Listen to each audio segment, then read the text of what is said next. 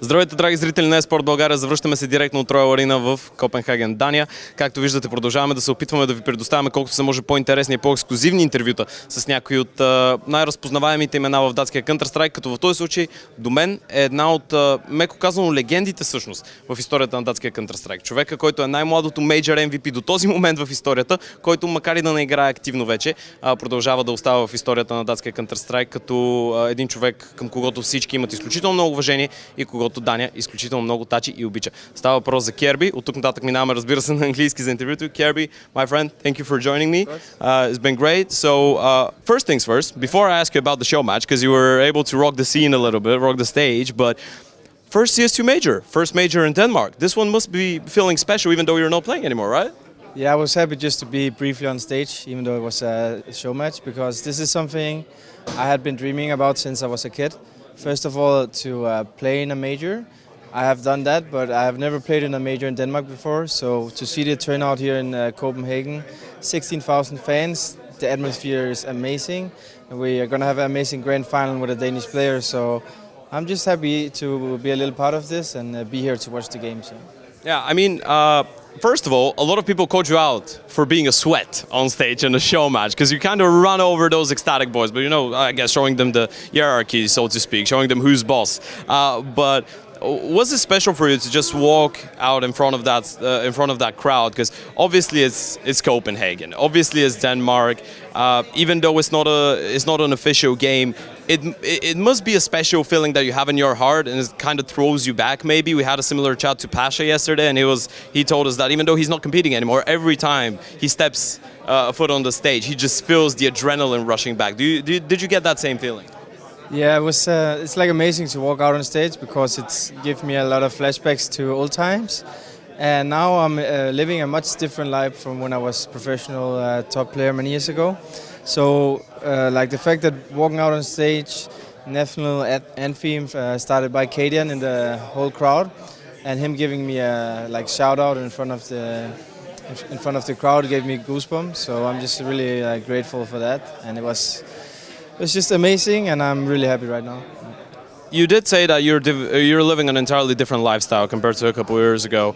Can you give us a quick update on what are the most interesting things happening in Kjaerbye's life right now? What are you up to? What are your next goals that you're looking forward to? I think the most interesting thing that has happened is the difference in my life, as we talked about. Since I didn't play pro CS for a few years, I've tried different jobs as cleaning dishes, making coffee, cleaning toilets. I know it's a meme, but different jobs to see what's outside of the world of Counter-Strike. Now I'm finally ready to be a little part of the eSports scene again. I'm doing some streaming on Twitch, and then I have a completely different job working with kids at a youth club in Denmark. So I have two jobs, and I'm just trying to find my way in this world, right? This is great to hear, by the way. I didn't know that. I had no idea about it, but obviously you did share that you did do a longer interview with HLTV just a couple of days ago. It's not released yet, so I guess you did give a bit of a deeper thought in there about all of that stuff. But one thing that I was really curious about, because you did some talent work last year. You were doing some analyst gigs every now and then. We know that TV2 in Denmark is quite big with hiring players and stuff like that. Have you ever considered actually doing a career as a broadcast talent, as an analyst?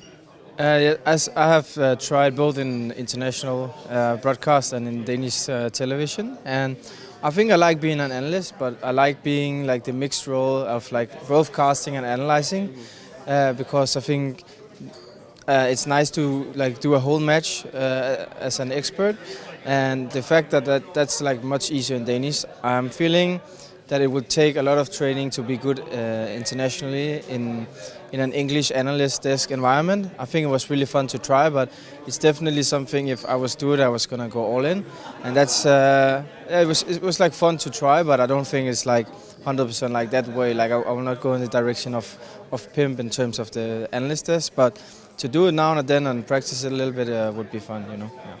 Okay, so now I have a question that could be a little bit heavier, but one of the most interesting parts in my eyes in your career was when you left CS to actually join the army for a little bit, right? I mean, you joined the, well, you left it and you... It was so like I left CS and I didn't know what to do, so I wanted to join the army. Yeah. But I didn't get in to because there's so high interest to go on that like 4-month training camp in the army.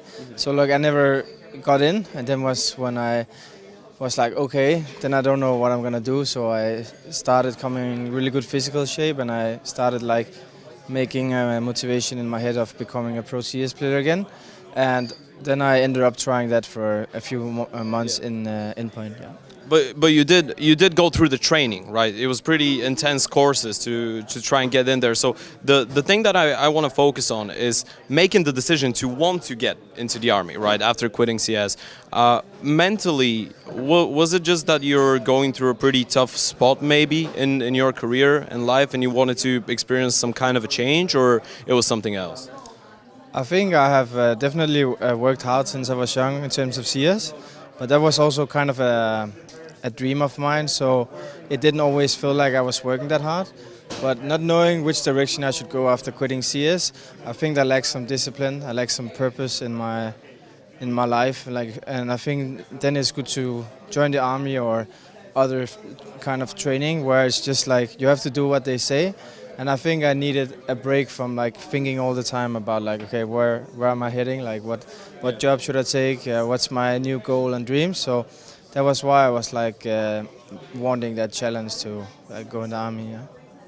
You know what? What's important, and the energy I'm getting from you right now, is that right now, at the point that you are in your life, you are happy with those decisions, and they've built you up to make you the person that you are today. And this is what matters, right? This is the main thing. But still, going back to your active years. You've been a part of some of the biggest organizations in the world, right? You played on, obviously you played on Dignitas, you played on Astralis, you're up to this date still the youngest MVP and major winner ever, which is a record that a lot of people thought Donk was going to break this time. Didn't quite happen.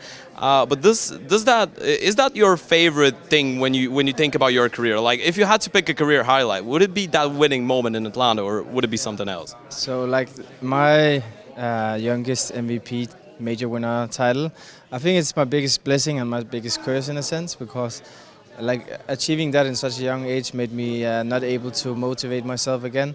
I had like achieved what I came for, and I was too young to figure out where I should go from there to keep the motivation and to like not start slacking.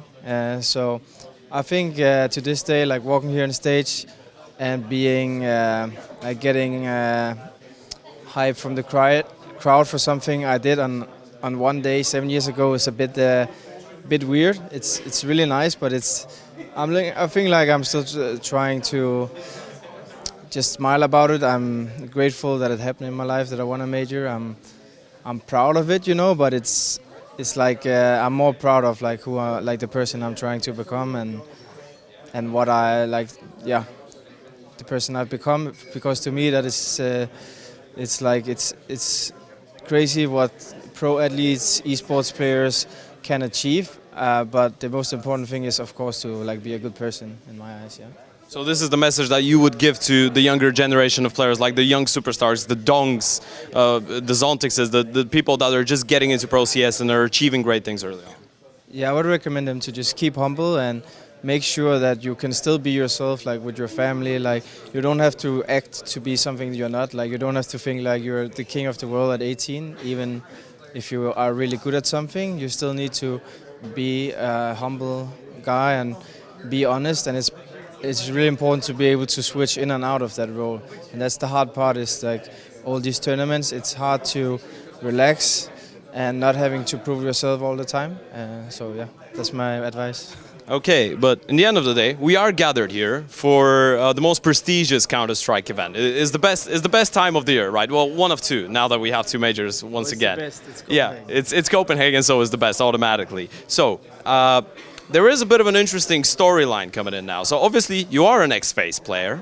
You did play on that organization, and the final that you played in Atlanta when you won your trophy, you played against the person that's on FaZe right now, who's new, right? Who's coaching. So you have a bit of a personal connection. Do you feel like you have a bit of a personal connection? Are you going to be cheering for FaZe today? Are they going to win it? Yeah, I'm cheering for Kjaerbye in this home crowd at least. I want to see him lift the trophy. I think he deserves it. But most of all, I just hope for a competitive final, and I hope the crowd will deliver all the way through. Yeah. Okay, we hope the same. I want to thank you so much for that conversation. It's been an absolute pleasure. Драги зрители, няма какво повече да кажем, както в интервюто с Паша, така и в това с Кьерби. Думите, когато говорим с такива легенди на играта, са напълно излишни. На гости ни беше Кьерби. Ще се видим отново много скоро.